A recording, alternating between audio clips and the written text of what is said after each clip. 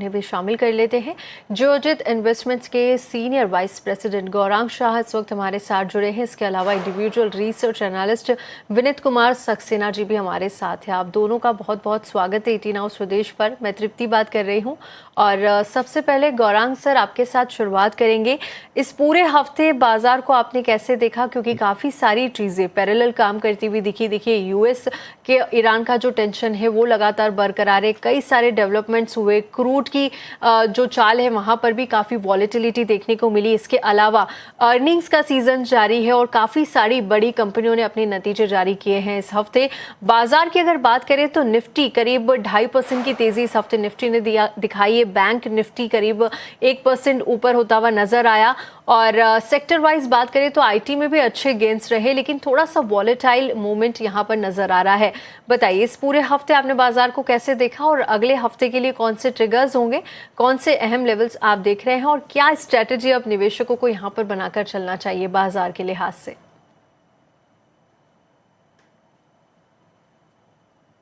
प्रणाम और शुभ संध्या हमारे तरफ से।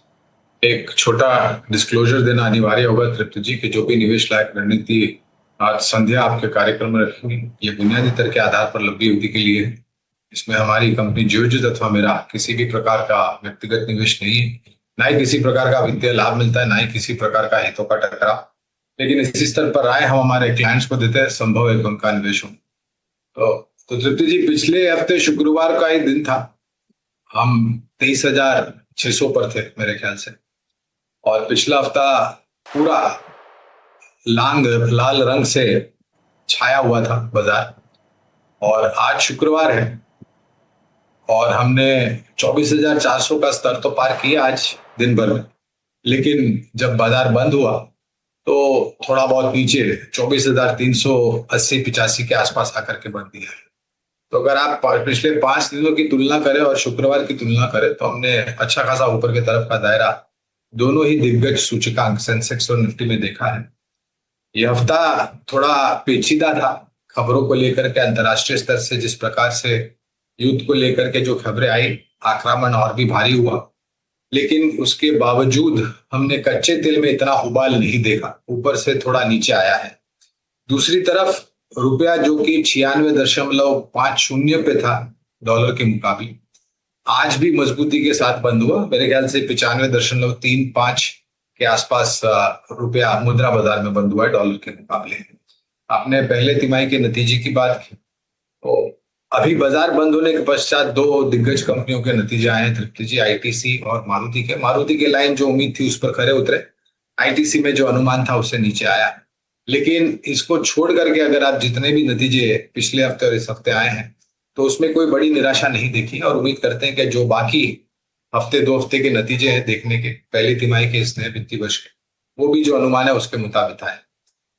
अगर आज देर रात कल शनिवार और रविवार को युद्ध को लेकर के कोई ऐसी बुरी बड़ी खबर नहीं आई तो मेरा मानना है कि जैसे ही हम 24,400 के पास पार जाकर के बंद देते हैं, मैं निफ्टी स्पॉट की बात कर रहा हूँ तो फिर ऊपर की तरफ के दायरे खुल जाते हैं और उस परिस्थिति में शायद 24,600 तक भी हम जाने का प्रयास करेंगे अगले हफ्ते, वजह से कि खबरों को लेकर के युद्ध को लेकर के कोई ऐसी बड़ी चिंताजनक बात ना आए और कच्चा तेल में फिर से उबाल ना आए।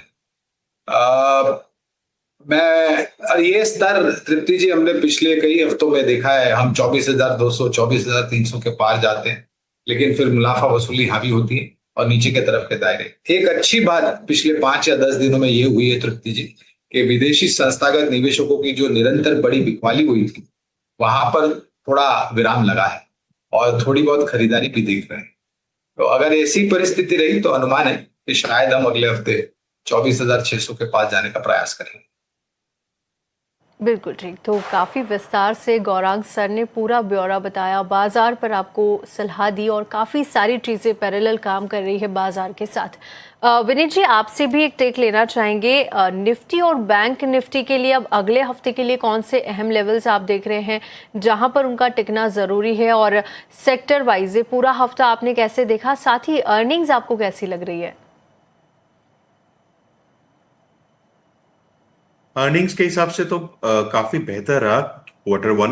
थोड़ा बहुत हमें ऑयल कंपनीज में थोड़ा बहुत ऑपरेशंस देखने को मिला है, एंड एफएमसीजी कंपनीज में भी थोड़ा बहुत, सिलेक्टिव एफएमसीजी कंपनीज में भी थोड़ा बहुत ऑपरेशंस देखने को मिला है। अदरवाइज काफी अच्छा Q1 रिजल्ट्स रहा है। निफ्टी की बात करें, निफ्टी बहुत ही पॉजिटिव क्लोजिंग दिया है इस हफ्ते में। अगर यहां से कुछ डिप मिलता है, लाइक 185 टू 285 का जो रेंज है, ये एक मेरे ख्याल से बाइंग रेंज बन के आएगा। एंड यहाँ पे अगर डिप मिलता है तो यहाँ से बाइंग आना चाहिए। एंड आज का, इस हफ्ते का जो हाई है 430 के करीब, 430 के ऊपर मार्केट सस्टेन करेगा तो लगभग 530 एंड 600 का लेवल्स हमें दिख जाना चाहिए। वहीं पे अगर सेल करना है किसी को, अगर शॉर्टिंग का अपॉर्चुनिटी ढूंढना है तो मेरे ख्याल से 180 के नीचे एक अपॉर्चुनिटी मिल सकता है, 137 एंड 24,040 तक का।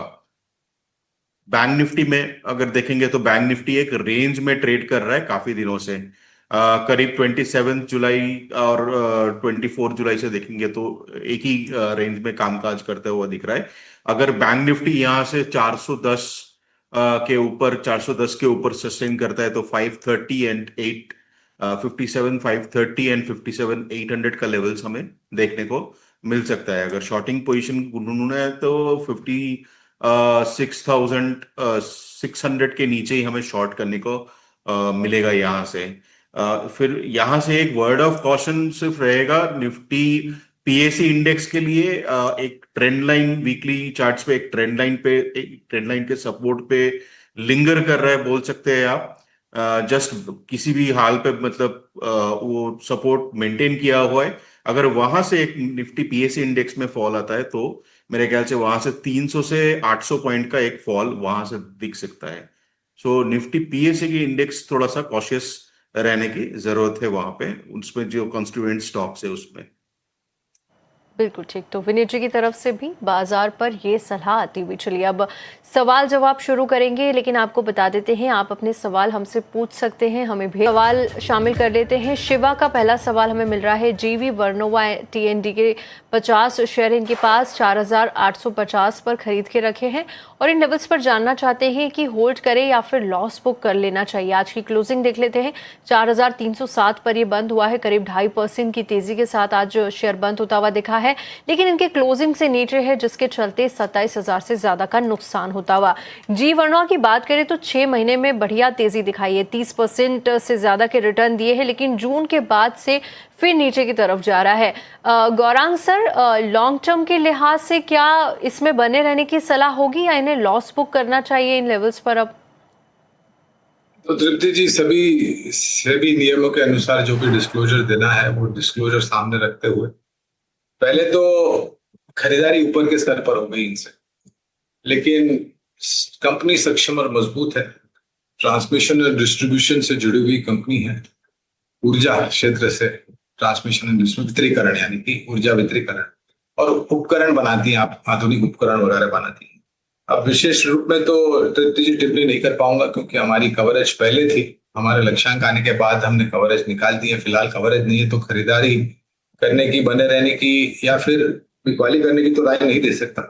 लेकिन एक सक्षम और मजबूत कंपनी है और अक्सर होता है तृप्ति जी, एक स्टॉक या शेयर निरंतर अगर पिछले महीने, 2 महीने, 3 महीने में ऊपर जाता है और उसमें किसी भी तरह के नीचे के तरफ के दायरे या मुनाफा वसूली नहीं आती तो कुछ समय आता है कि मुनाफा वसूली की चपेट में आ जाता है। लेकिन कंपनी सक्षम और मजबूत है और क्षेत्र का भविष्य उज्जवल लगा है।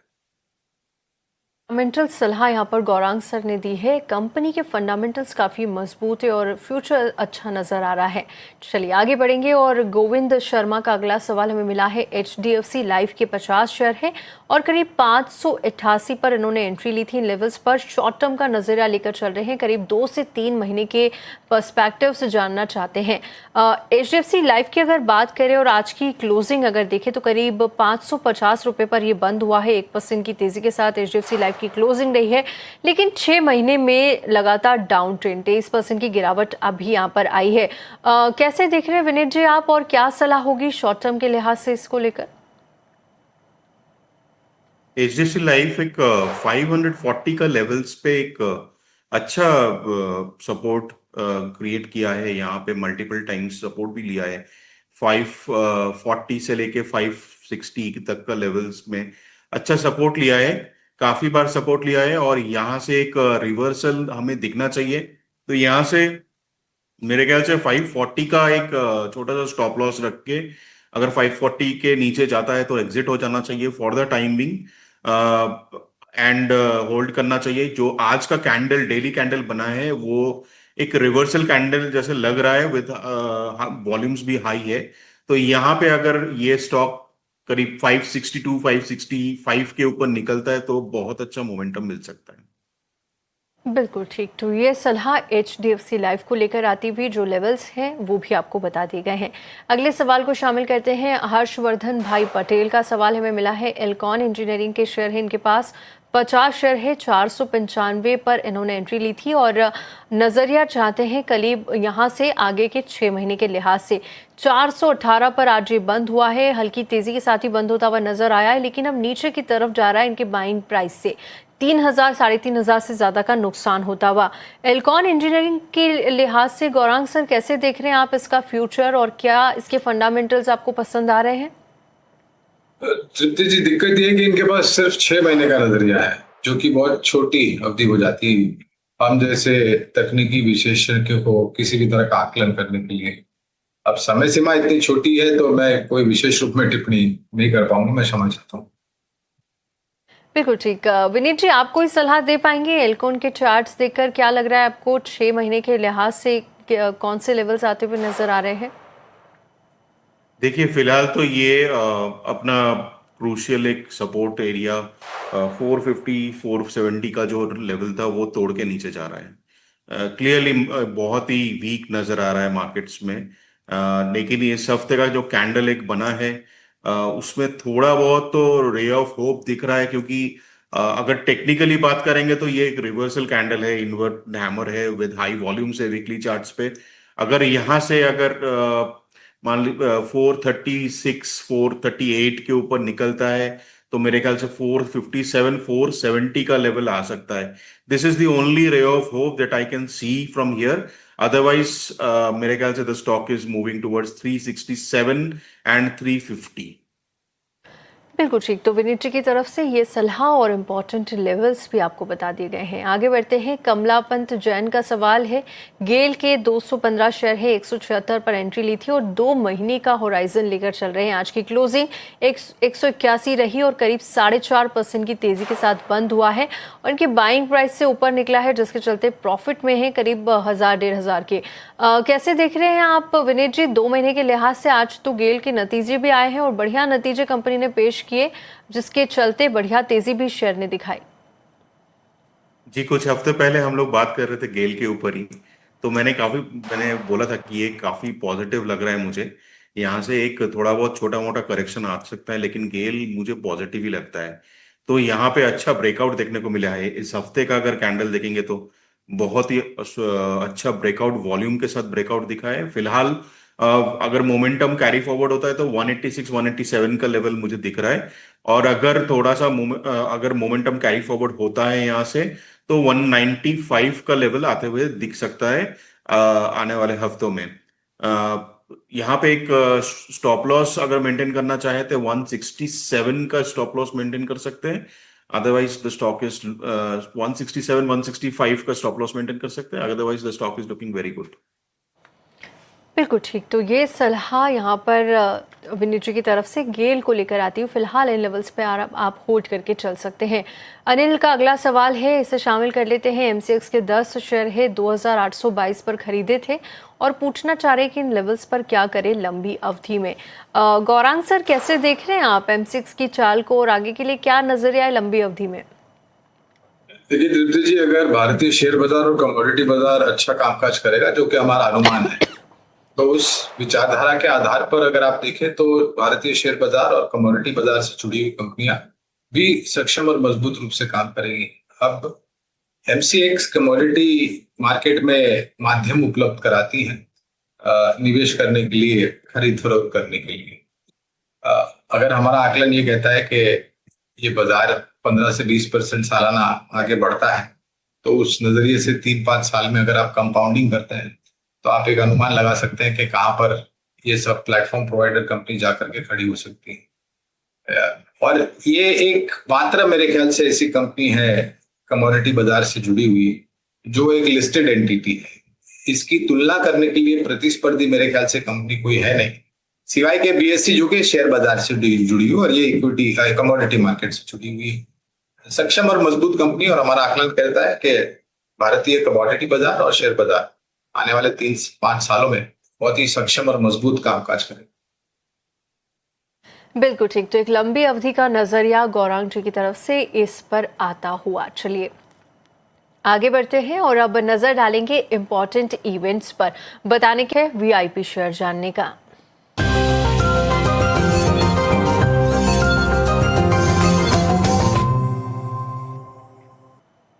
विनय जी, आपके साथ शुरुआत करेंगे। आज की वैल्यू इन्वेस्टमेंट पे क्या रहेगी? जी, आज का वैल्यू इन्वेस्टमेंट पिक मेरा 2 रहेगा। एक है आरके फोर्ज।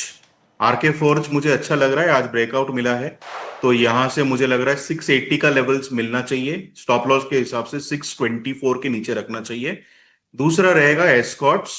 एस्कॉर्ट्स में भी बहुत अच्छा मोमेंटम बिल्डअप हुआ है, वॉल्यूम बिल्डअप भी हुआ है, आरएसआई बहुत अच्छा लग रहा है। तो यहां से 3140 3200 का टारगेट मिलना चाहिए। स्टॉप लॉस रहेगा यहां से 2990 का। तो विनय जी की तरफ से 2 बाय रिकमेंडेशन। गौरांग सर, आपकी क्या सलाह होगी लॉन्ग टर्म के लिहाज से?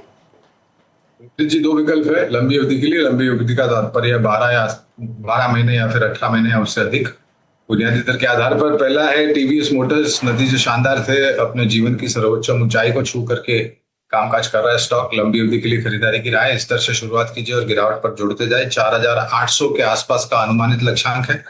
दूसरा विकल्प है निजी क्षेत्र की एक दिग्गज बैंक आईसीआईसी बैंक। नतीजे काफी बेहतर थे अगर आप तुलना करें एक्सिस बैंक, एचडीएफसी, कोटक वगैरह से, और निरंतर ये नतीजे बेहतर आ रहे हैं। आईसीआईसी बैंक पर भी लंबी अवधि के लिए खरीदारी की राय। इस तरह से शुरुआत कीजिए, गिरावट पर जुड़ती जाए। साधारण सा अनुमानित लक्ष्यांक 1650 का रखा। बिल्कुल ठीक। तो गौरांग सर की तरफ से ये रिकमेंडेशंस। चलिए अब इसी के साथ इस शो को हम यहीं समाप्त करेंगे। गौरांग सर एंड विनय जी, बहुत बहुत शुक्रिया आप दोनों का हमारे साथ जुड़ने के लिए, विस्तार से बातचीत करने के लिए।